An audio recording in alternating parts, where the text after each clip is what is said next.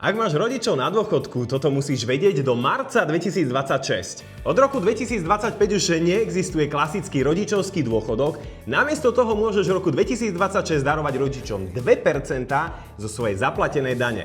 Funguje to jednoducho. Keď budeš podávať daňové priznanie za rok 2025, môžeš uviesť mamu a otca. Každému môžeš poslať 2% zo svojej dane.